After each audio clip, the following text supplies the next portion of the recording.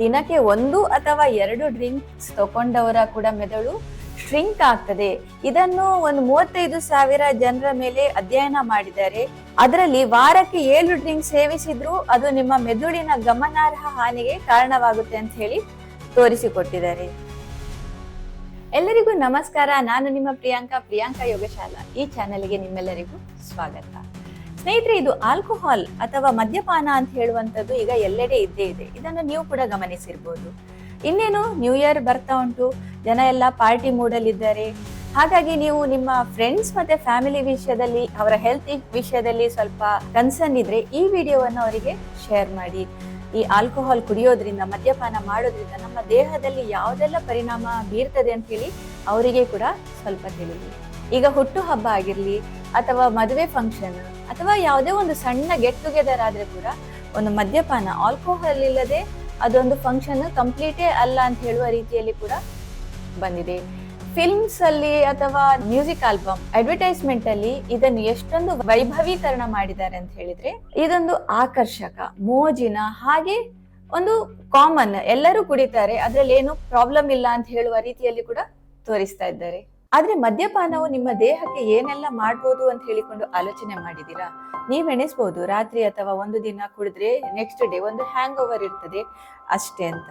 ಆದ್ರೆ ಇದು ಮೆದುಳು, ಕರಳು ಮತ್ತು ನಿಮ್ಮ ದೇಹದ ಮೇಲೆ, ಸಂಪೂರ್ಣ ದೇಹದ ಮೇಲೆ ಯಾವ ರೀತಿಯಲ್ಲಿ ಪರಿಣಾಮ ಬೀರ್ತದೆ ಅಂತ ನೀವು ಖಂಡಿತವಾಗಿ ಯೋಚಿಸಿರ್ಲಿಕ್ಕಿಲ್ಲ. ಬನ್ನಿ, ನಾನು ಈ ವಿಡಿಯೋದಲ್ಲಿ ನಿಮಗೆ ಇದನ್ನು ಅರ್ಥವಾಗುವಂತೆ ವಿವರಿಸಿ ಹೇಳ್ತೇನೆ.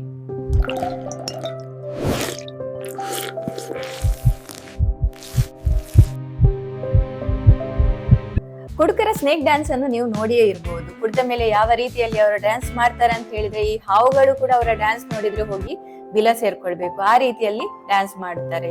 ಹಾಗಾಗಿ ನಮ್ಗೆ ಇದ್ರಿಂದಲೇ ಗೊತ್ತಾಗ್ತದೆ ಸ್ನೇಹಿತರೆ, ಇದು ಯಾವ ರೀತಿಯಲ್ಲಿ ನಮ್ಮ ಬ್ರೈನ್, ಮೆದುಳಿನ ಮೇಲೆ ಯಾವ ರೀತಿಯಲ್ಲಿ ಎಫೆಕ್ಟ್ ಬೀಳ್ತದೆ ಅಂತ. ಹಾಗಾಗಿ ನಾವೀಗ ಮೊದಲು ಮೆದುಳಿನಿಂದಲೇ ಸ್ಟಾರ್ಟ್ ಮಾಡೋಣ. ನಾವು ಮೊದಲಿಗೆ ಈ ಆಲ್ಕೋಹಾಲ್ ಅನ್ನು ಕುಡಿದ ತಕ್ಷಣ ಮೊದಲು ಅದು ರಕ್ತಕ್ಕೆ ಹೋಗಿ ಸೇರ್ತದೆ. ಆ ರಕ್ತಕ್ಕೆ ಹೋಗಿ ಸೇರಿದ ಕೆಲವೇ ಕ್ಷಣಗಳಲ್ಲಿ ಈ ಆಲ್ಕೋಹಾಲ್ ನಿಮ್ಮ ಮೆದುಳನ್ನು ತಲುಪ್ತದೆ. ಆಗ ನಿಮ್ಗೆ ರಿಲ್ಯಾಕ್ಸ್ ಆದ ಫೀಲಿಂಗ್ ಆಗ್ತದೆ. ಹೆಚ್ಚು ಮಾತನಾಡದವರು ಕೂಡ ಮಾತಾಡ್ಲಿಕ್ಕೆ ಶುರು ಮಾಡ್ತಾರೆ. ಹಾಗೆ ಬಹುಶಃ ಸ್ವಲ್ಪ ಭಯವಿಲ್ಲದವರ ಹಾಗೆ ಕೂಡ ವರ್ತಿಸ್ಲಿಕ್ಕೆ, ಬಿಹೇವ್ ಮಾಡ್ಲಿಕ್ಕೆ ಸ್ಟಾರ್ಟ್ ಮಾಡ್ತಾರೆ. ನೀವು ನೋಡಿರ್ಬೋದು ಅಥವಾ ನೀವು ಕೇಳಿರ್ಬೋದು ಸ್ನೇಹಿತರೆ, ಯಾರಿಗಾದ್ರೂ ಏನಾದ್ರೂ ಹೇಳ್ಬೇಕು, ಸಿಟ್ಟಿನಿಂದ ಬೈಬೇಕು ಅಥವಾ ಏನು ಹೇಳ್ಬೇಕು ಅಂತ ಹೇಳಿದ್ರೆ, ಹೇಳಲಿಕ್ಕೆ ಆಗ್ಲಿಲ್ಲ ಅಂತ ಹೇಳಿದ್ರೆ ಪಕ್ಕದಲ್ಲಿದ್ದ ಸ್ನೇಹಿತ ಹೇಳ್ಬೋದು, ಒಂದ್ ಸ್ವಲ್ಪ ಕುಡಿ, ಧೈರ್ಯ ಬರುತ್ತೆ, ಎಲ್ಲ ಹೇಳಲಿಕ್ಕಾಗುತ್ತೆ ಅಂತ. ಇದು ಏಕೆ ನಡೆಯುತ್ತೆ ಅಂತ ಹೇಳಿದ್ರೆ, ಆಲ್ಕೋಹಾಲ್ ನಮ್ಮ ಮೆದುಳಿನ ಸ್ವಯಂ ನಿಯಂತ್ರಣ ಅಂದ್ರೆ ಸೆಲ್ಫ್ ಕಂಟ್ರೋಲ್ ಮತ್ತೆ ನಿರ್ಧಾರ ತೆಗೆದುಕೊಳ್ಳುವ ಸಾಮರ್ಥ್ಯವನ್ನು ನಿಯಂತ್ರಿಸುವ ಭಾಗ ಪ್ರೀಫ್ರಂಟಲ್ ಕಾರ್ಟೆಕ್ಸ್ ಅನ್ನು ಕುಗ್ಗಿಸುತ್ತೆ. ಅದಕ್ಕಾಗಿ ಕೆಲವರು ಕುಡಿದ ಮೇಲೆ ಯಾವ ಬುದ್ಧಿವಂತಿಕೆ ಇಲ್ಲದವರ ಹಾಗೆ ವರ್ತಿಸ್ತಾರೆ. ಕೆಲವರು ಟೆಕ್ಸ್ಟ್ ಮೆಸೇಜ್ ಅನ್ನು ಕೂಡ ಕಳಿಸ್ತಾರೆ, ಆಮೇಲೆ ಪಶ್ಚಾತ್ತಾಪ ಪಡ್ತಾರೆ, ನಾನು ಯಾಕಾದ್ರೂ ಈ ರೀತಿಯಲ್ಲಿ ಟೆಕ್ಸ್ಟ್ ಮೆಸೇಜ್ ಕಳಿಸಿದೆ. ಮತ್ತೆ ಕೆಲವೊಮ್ಮೆ ನಾವು ನ್ಯೂಸ್ ಅಲ್ಲಿ ಕೂಡ ನೋಡಿರ್ತೇವೆ, ಫ್ಲೈಟ್ ಅಲ್ಲಿ ಅತಿಯಾಗಿ ಕುಡಿದು ಕೋ ಪ್ಯಾಸೆಂಜರ್ ಅಂತ ಹೇಳಿದ್ರೆ ಇನ್ನೊಬ್ಬರ ಮೇಲೆ ಮೂತ್ರ ವಿಸರ್ಜನೆ ಮಾಡಿದ್ರು ಅಂತ ಹೇಳುವಂತಹ ಒಂದು ರಿಪೋರ್ಟ್ ಕೂಡ ಆಗಿದೆ. ಹಾಗಾದ್ರೆ ನೀವ್ ಎಣಿಸ್ಬೋದು ಸ್ನೇಹಿತರೆ, ದಿನಕ್ಕೆ 1-2 ಡ್ರಿಂಕ್ ತಗೊಂಡ್ರೆ ಏನು ಆಗ್ಲಿಕ್ಕಿಲ್ವೇನೋ ಅಂತ. ಆದ್ರೆ ದಿನಕ್ಕೆ 1 ಅಥವಾ 2 ಡ್ರಿಂಕ್ಸ್ ತಗೊಂಡವರ ಕೂಡ ಮೆದುಳು ಶ್ರಿಂಕ್ ಆಗ್ತದೆ. ಇದನ್ನು ಒಂದು 35,000 ಜನರ ಮೇಲೆ ಅಧ್ಯಯನ ಮಾಡಿದ್ದಾರೆ. ಅದರಲ್ಲಿ ವಾರಕ್ಕೆ 7 ಡ್ರಿಂಕ್ ಸೇವಿಸಿದ್ರು ಅದು ನಿಮ್ಮ ಮೆದುಳಿನ ಗಮನಾರ್ಹ ಹಾನಿಗೆ ಕಾರಣವಾಗುತ್ತೆ ಅಂತ ಹೇಳಿ ತೋರಿಸಿಕೊಟ್ಟಿದ್ದಾರೆ. ಇದರರ್ಥ ನೆನಪಿನ ಶಕ್ತಿಯ ಸಮಸ್ಯೆಗಳು, ಯೋಚಿಸುವ ವೇಗ ಕಡಿಮೆ ಆಗೋದು ಮತ್ತು ಡಿಮೆನ್ಷಿಯಾ, ಮರೆಗುಳಿ ರೋಗದಂತಹ ಕಾಯಿಲೆಗಳು ಕೂಡ ಹೆಚ್ಚಾಗ್ತದೆ. ಇನ್ನು ಕೆಲವರಿಗೆ ಸೆಲೆಕ್ಟಿವ್ ಡಿಮೆನ್ಷಿಯಾ ಇದೆ. ವೈನ್ ಶಾಪ್ ಹೋಗ್ಲಿಕ್ಕೆ ದಾರಿ ಗೊತ್ತಿರ್ತದೆ, ವಾಪಸ್ ಬರ್ಲಿಕ್ಕೆ ದಾರಿ ಗೊತ್ತಿರೋದಿಲ್ಲ. ಹಾಗೆ ಹಣ ತಗೊಳ್ಳುವ ನೆನಪಿರ್ತದೆ, ಹಾಗೆ ವಾಪಸ್ ಹಣ ಕೊಡ್ಬೇಕು ಅಂತ ಹೇಳುವಂತ ನೆನಪಿರೋದಿಲ್ಲ. ಇನ್ನು ನೀವು ಬ್ಲ್ಯಾಕ್ ಔಟ್ ವಿಷಯವಾಗಿ ಕೇಳಿರ್ಬೋದು. ಬ್ಲ್ಯಾಕ್ ಔಟ್ ಅಂತ ಹೇಳಿದ್ರೆ ಹಿಂದಿನ ದಿನ ಏನು ನಡೆದಿದೆ ಅಂತ ಹೇಳಿ ಅವರಿಗೆ ಗೊತ್ತೇ ಇರೋದಿಲ್ಲ. ಇದು ಯಾಕೆ ಆಗ್ತದೆ ಅಂತ ಹೇಳಿದ್ರೆ, ಆಲ್ಕೋಹಾಲ್ ಹೊಸ ನೆನಪುಗಳನ್ನು ರಚಿಸುವ ಮೆದುಳಿನ ಭಾಗ ಹಿಪ್ಪೋ ಕ್ಯಾಂಪಸ್ ಅನ್ನು ಸ್ಥಗಿತಗೊಳಿಸ್ತದೆ, ಅದನ್ನು ಬ್ಲಾಕ್ ಮಾಡಿ ಬಿಡ್ತದೆ. ಸೊ ಅದರಲ್ಲಿ ನಮ್ಗೆ ನೆನಪೇ ಉಳ್ಕೊಳ್ಳೋದಿಲ್ಲ. ನಿನ್ನೆ ರಾತ್ರಿ ನಾನು ಎಲ್ಲಿ ಹೋಗಿದ್ದೆ, ಏನ್ ತಿಂದೆ, ಏನ್ ಊಟ ಮಾಡಿದೆ ಅಂತ ಹೇಳಿ ಕೂಡ ನೆನಪುಳಿಯೋದಿಲ್ಲ. ಇನ್ನು ಆಲ್ಕೋಹಾಲ್ ಕುಡಿಯೋರಂತೂ ತುಂಬಾ ದಾನಿಗಳು ಅಂತ ಹೇಳ್ಬೋದು. ಯಾಕೆ ಅಂತ ಹೇಳಿದ್ರೆ ಅವರ ನೆನಪುಗಳನ್ನು ಕೂಡ ಅವರು ತ್ಯಾಗ ಮಾಡಿ ಕೇವಲ ಸೈಡ್ ಡಿಶ್ ತಿಂತಾ ಇರ್ತಾರಲ್ಲ ಅವರ ಸ್ನೇಹಿತರು ಪಕ್ಕದಲ್ಲಿ, ಅವರಿಗೆ ನಿರಂತರ ಮನರಂಜನೆ, ಮರೆಯಲಾರದ ಕ್ಷಣಗಳನ್ನು ನೀಡ್ತಾ ಇರ್ತಾರೆ.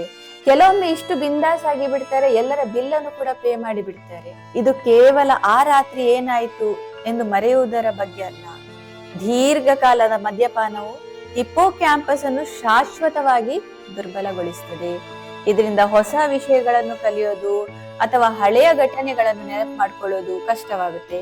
ಕಾಲಕ್ರಮೇಣ ನೀವು ಹೆಚ್ಚು ಕುಡಿಯದಿದ್ರೆ ಸಹ ನಿಮ್ಮ ಮೆದುಳಿನ ಚುರುಕುತನ ಕೂಡ ಕಡಿಮೆ ಆಗ್ತಾ ಹೋಗ್ತದೆ.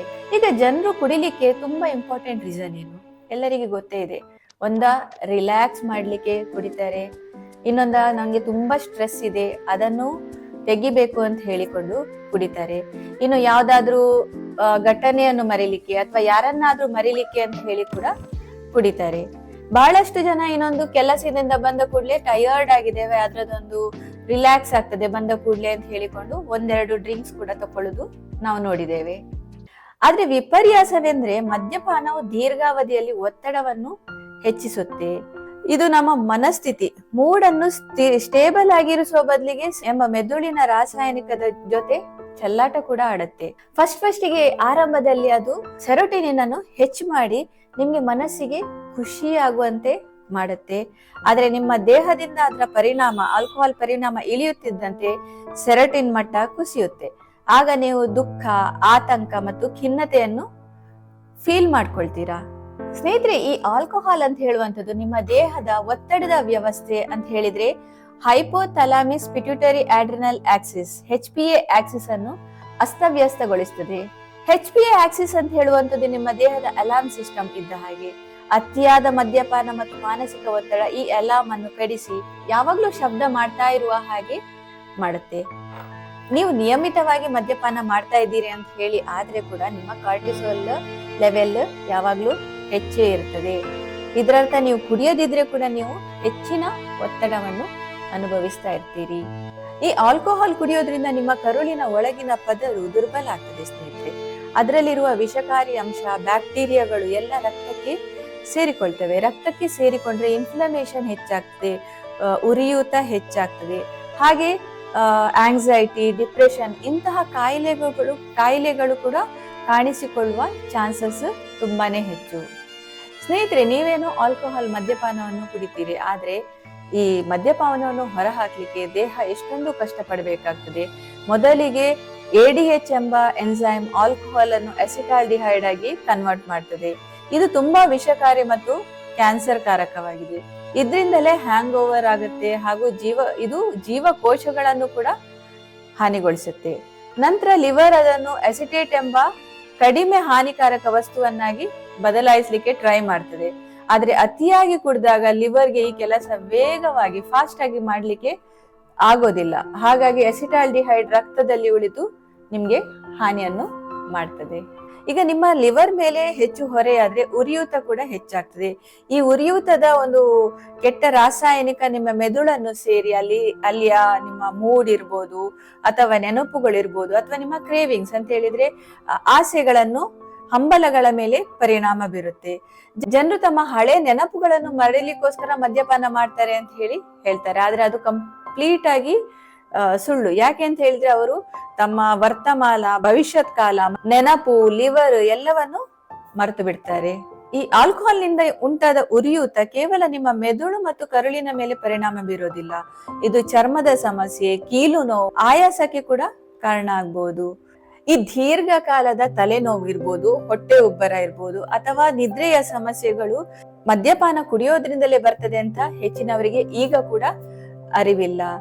ನಿಯಮಿತವಾಗಿ ಕುಡಿಯೋರು ಬ್ರೈನ್ ಫಾಗ್, ಮೆದುಳು ಮಂಜಾದಂತಾಗುವುದು, ಶಕ್ತಿಯ ಕೊರತೆ ಆಗುವುದು, ಜಂಕ್ ಫುಡ್ ತಿನ್ನುವ ಹಂಬಲ ಹೆಚ್ಚಾಗಿ ಅನುಭವಿಸ್ತಾ ಇರ್ತಾರೆ.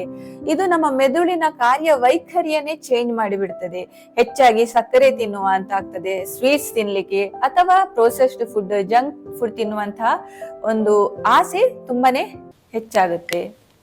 ಹವಾಮಾನ ಮಂಜಾಗಿದ್ದಾಗ್ಲೆಲ್ಲ ಕುಡಿಯುವ ಅಭ್ಯಾಸ ಇಟ್ಕೊಂಡವರು ಬ್ರೈನ್ ಫಾಗ್ ನಿಂದ ಖಂಡಿತವಾಗಿ ಒದ್ದಾಡ್ತಾ ಇರ್ತಾರೆ. ಆಲ್ಕೋಹಾಲ್ ನಿಂದ ಆಗುವ ಪರಿಣಾಮಗಳು ಗಂಭೀರವಾಗಿದ್ರೆ ಕೂಡ ನೀವು ಮದ್ಯದಿಂದ ದೂರ ಉಳಿದ್ರೆ ಅದನ್ನು ನಮಗೆ ಸರಿಪಡಿಸಲಿಕ್ಕೆ ಸಾಧ್ಯವಿದೆ. ಅದನ್ನು ನಾವು ಅದರಿಂದ ಆದ ಹಾನಿಯನ್ನು ಹಿಮ್ಮುಖಗೊಳಿಸಬಹುದು, ರಿವರ್ಸ್ ಮಾಡಬಹುದು. ಆದ್ರೆ ಇದಕ್ಕೆ ಖಂಡಿತವಾಗಿ ಸಮಯ ಬೇಕಾಗ್ತದೆ. ನೀವು ಕೆಲವೇ ವಾರಗಳು ಆಲ್ಕೋಹಾಲ್ ಬಿಟ್ಟರು ಬದಲಾವಣೆಯನ್ನು ಗಮನಿಸಲು ಪ್ರಾರಂಭಿಸ್ತೀರಿ. ನಿಮ್ಮ ನಿದ್ರೆ ಸುಧಾರಿಸುತ್ತದೆ, ಏಕೆಂದ್ರೆ ಆಲ್ಕೋಹಾಲ್ ಗಾಢ ನಿದ್ರೆಯನ್ನು ಹಾಳು ಮಾಡ್ತಿರ್ತದೆ. ನಿಮ್ಮ ಮನಸ್ಥಿತಿ ಸರಿಯಾಗ್ತದೆ, ನಿಮ್ಮ ಮೂಡ್ ಸರಿಯಾಗ್ತದೆ, ನಿಮ್ಮ ಕರುಳು ತನ್ನಷ್ಟಕ್ಕೆ ಸರಿ ಹೋಗಲು ಪ್ರಾರಂಭಿಸುತ್ತೆ. ಇದರಿಂದ ಜೀರ್ಣಕ್ರಿಯೆ ಉತ್ತಮ ಆಗುತ್ತೆ, ಉಬ್ಬರ ಕೂಡ ಕಡಿಮೆ ಆಗ್ತದೆ. ನಿಮ್ಮ ಲಿವರ್ ಮೇಲೆ ಹೆಚ್ಚಿನ ಹೊರೆ ಇಲ್ಲ ಅಂತ ಹೇಳಿದ್ರೆ ಅದು ಎನರ್ಜಿ ಲೆವೆಲ್ ಅನ್ನು ಕೂಡ ಹೆಚ್ಚು ಮಾಡ್ತದೆ. ನೀವು ಮದ್ಯಪಾನ ಬಿಟ್ಟರೆ ನಿಮ್ಮ ರೋಗ ನಿರೋಧಕ ಶಕ್ತಿ ಕೂಡ ಬಲಗೊಳ್ತದೆ. ನೀವು ಕೇವಲ ಸ್ವಲ್ಪ ತಿಂಗಳ ಕಾಲ ಮದ್ಯದಿಂದ ದೂರ ಇದ್ರೆ ನಿಮ್ಮ ಮೆದುಳು ಕೂಡ ಚೇತರಿಸಿಕೊಳ್ತದೆ. ಹಾಗೆ ಅಧ್ಯಯನಗಳ ಪ್ರಕಾರ ಕೇವಲ 2 ರಿಂದ 6 ತಿಂಗಳ ಮದ್ಯಪಾನ ತ್ಯಜಿಸುವುದರಿಂದ ವಿಶೇಷವಾಗಿ ಯುವ ಜನರಲ್ಲಿ ತಮ್ಮ ದೇಹಕ್ಕೆ ಆಗಿರುವ ಹಾನಿ ಸರಿಪಡಿಸಬಹುದು ಅಂತ ಹೇಳಿ ಅಧ್ಯಯನಗಳು ತೋರಿಸಿವೆ. ಸ್ನೇಹಿತರೆ, ನಿಮ್ಮ ಜೀವನದಲ್ಲಿ ಆಂಕ್ಷಿಯಸ್ ಆಗ್ತಾ ಇದ್ದೀರಿ, ನೀವು ಜಡತ್ವ ಆಗ್ತಾ ಉಂಟು, ಅಥವಾ ಜೀವನದಲ್ಲಿ ತಲೆನೋವು ಯಾವುದೋ ಸರಿ ಇಲ್ಲ ಅಂತ ಹೇಳಿ ಅನಿಸ್ತಾ ಇದ್ರೆ ನೀವು ಒಂದ್ ಸ್ವಲ್ಪ ಆಲೋಚನೆ ಮಾಡುವ ಟೈಮ್ ಬಂದಿದೆ. ಬಹುಶಃ ನೀವು ಕುಡಿಯುವ ಮದ್ಯವೇ ನಿಮ್ಮ ಈ ಎಲ್ಲಾ ಬೇಸರಕ್ಕೆ ಕಾರಣ ಇರಬಹುದು. ಮದ್ಯವನ್ನು ಕೇವಲ ಮೋಜು ಅಂತ ನೋಡುವ ಬದಲಿಗೆ ಅದು ನೀವು ನಿಮ್ಮ ಜೀವನದ ಮೇಲೆ ಬೀರುತ್ತಿರುವ ಪ್ರಭಾವವನ್ನು ಗಮನಿಸುವ ಸಮಯ ಇದಾಗಿದೆ. ಕುಡಿಯೋದು ಅಂತ ಹೇಳಿದ್ರೆ ಎಷ್ಟು ಕಾಮನ್ ಆಗಿದೆ ಅಂತ ಹೇಳಿದ್ರೆ, ಬೇಡ ಅಂತ ಹೇಳಿದ್ರೆ ಜನ ವಿಚಿತ್ರವಾಗಿ ನೋಡ್ತಾರೆ. ಆದ್ರೆ ಸ್ನೇಹಿತರೆ, ಕುಡಿಯೋದ್ರಿಂದ ಯಾರು ಕೂಡ ಆರೋಗ್ಯವಾಗಿಲ್ಲ, ಬುದ್ಧಿವಂತರಾಗಿಲ್ಲ, ಅಥವಾ ಬಲಶಾಲಿ ಕೂಡ ಆಗಿಲ್ಲ. ಹಾಗಾಗಿ ಸ್ನೇಹಿತರೆ, ಮುಂದಿನ ಬಾರಿ ನಿಮ್ಗೆ ಯಾರಾದ್ರೂ ಡ್ರಿಂಕ್ಸ್ ಅನ್ನು ಆಫರ್ ಮಾಡಿದ್ರೆ ಸ್ವಲ್ಪ ನಿಲ್ಲಿ, ನಿಮ್ಗೆ ನೀವು ಕೇಳಿಕೊಳ್ಳಿ, ನನ್ಗೆ ಇದು ಅಗತ್ಯ ಇದೆಯಾ, ಅಥವಾ ನಾನು ಕೇವಲ ಗುಂಪಿನೊಂದಿಗೆ ಹೋಗ್ತಾ ಇದ್ದೇನಾ, ಇದು ನನ್ನ ಕರುಳು ಹಾಗೆ ಮೆದುಳು ಹಾಗೆ ನಮ್ಮ ಭವಿಷ್ಯವನ್ನು ಕೂಡ ಹಾಳು ಮಾಡ್ತಾ ಇದೆಯಾ ಅಂತ ಹೇಳಿ ನಿಮ್ಗೆ ನೀವು ಕೇಳಿಕೊಳ್ಳಿ. ಸದಾ ಸಂತೋಷವಾಗಿರಿ ಅಂತ ಹೇಳ್ತಾ ಎಲ್ಲರಿಗೂ ಧನ್ಯವಾದ.